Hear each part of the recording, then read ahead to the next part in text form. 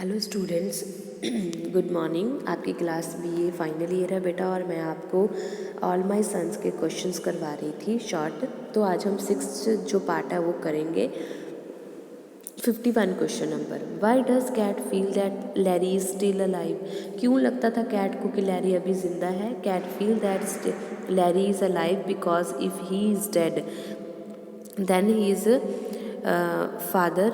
मतलब जो उसको लगता था कि अगर वो मर चुका है लैरी, उसको ऐसा था कि लैरी अभी ज़िंदा है, क्योंकि अगर वो मर चुका होगा तो उसका जो गॉड है वो उसके साथ है, और उसका फादर है जो वो उसको नहीं मार सकता, क्योंकि अगर वो प्लेन में क्रैश हुआ है तो इसका मतलब है कि डिफेक्टिव सिलेंडर हेड थी इसलिए क्रैश हुआ है, पर उसके फादर हैं जो उसको अपने सन को नहीं मार सकते।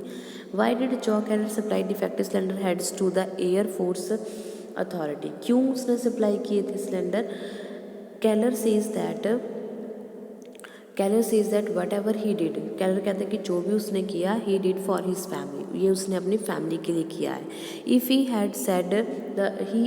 Had sent the authorities defective cylinder heads his order would have been cancel. अगर कहता है कि मैं उन सिलेंडर्स को नहीं भेजता तो मेरा ऑर्डर तो कैंसिल हो जाता, तो वो ऑर्डर किसी और फैक्ट्री को मिल जाता।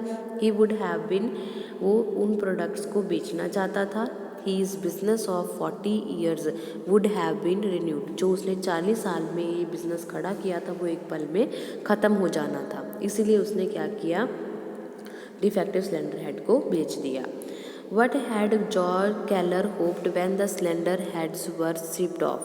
जॉ कैलर को क्या उम्मीद थी कि सिलेंडर हेड जब चले गए थे, jaw कैलर had hoped that the, उसने ये उम्मीद थी कि would find out the defective cylinder heads. उसको ऐसा लगा कि आर्मी वाले उस सिलेंडर को देखेंगे और डिफेक्टिव निकलेंगे। He had thought that cylinder heads would never be filled in the engine, वो कभी भी इंजन में नहीं लगाए जाएंगे क्योंकि वो ख़राब है और आर्मी वाले वो देख के लगाएंगे।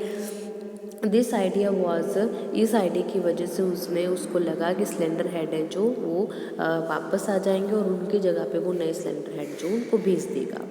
नेक्स्ट क्वेश्चन बेटा छोड़ दो, ये करना नहीं है, इम्पॉर्टेंट नहीं है। 55, why does Jim Bayliss believe that Chris will come back.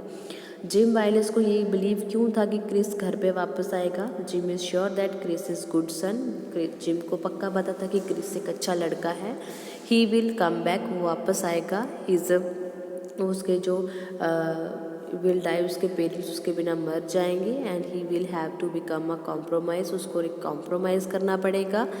He argue that every human being, वो आर्ग्यू करता है कि हर एक ह्यूमन बींग का एक इंस्पिरेशन होता है, जब उसको ज़रूरत होती है ऐसे मोमेंट में वो अपने पेरेंट्स को खाली नहीं छोड़ के जा सकता। Why does Jim Bayliss wish that Chris would not come back. Jim Bayliss को ये विश क्यों थी कि क्रिस कभी वापस ना आए। Jim does not wish that Chris should compromise his idealism. Jim चाहता था कि वो क्रिस अपने आइडलिज्म में कभी कॉम्प्रोमाइज़ ना करे। Jim himself had to compromise by giving up his research, वो खुद कॉम्प्रोमाइज़ कर रहा था डॉक्टर का काम करके, वो तो रिसर्च करना चाहता था। He was quite happy by doing research, वो बहुत खुश था जब वो रिसर्च करता था। But his wife could not be compromise, पर उसकी वाइफ है जो वो कॉम्प्रोमाइज़ करने के लिए तैयार नहीं थी।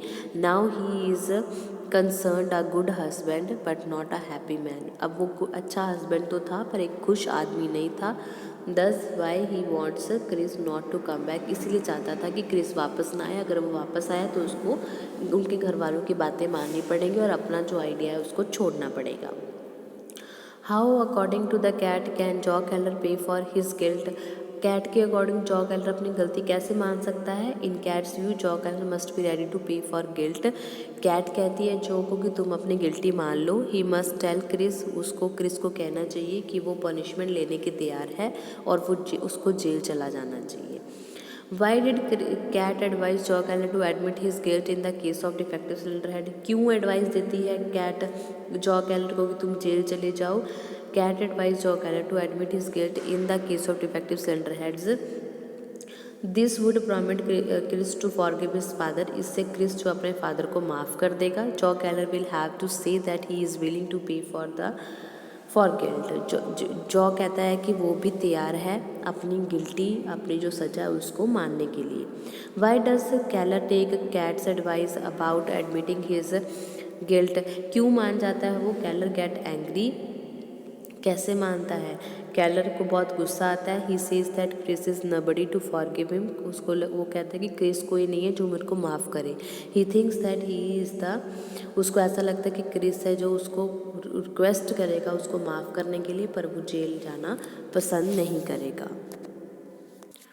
नेक्स्ट आपका क्वेश्चन है, how does Keller explain to Kate that he did nothing wrong, वो कैसे कहता है जॉ कैलर कैट को कि मैंने कुछ गलत नहीं किया। Jaw कैलर says that he make money because his family wanted money, वो कहते हैं कि मैंने कुछ गलत नहीं किया, मैंने पैसे कमाए थे क्योंकि मेरी फैमिली को पैसे चाहिए थे। He adds that there is nothing wrong in making money, कहता है कि इसमें कुछ गलत नहीं है अगर मैं पैसा इकट्ठा कर रहा हूँ। A business man has the right to make money in any way, कहते हैं ये तो बिजनेसमैन का राइट है, हक है कि वो किसी भी तरीके से पैसे कमा सकता है। ठीक है, तो इसी के साथ आपका 6th पार्ट है जो वो कंप्लीट होता है। नेक्स्ट वीडियो में मैं आपको 7th पार्ट में अगले 10 क्वेश्चंस करवाऊंगी।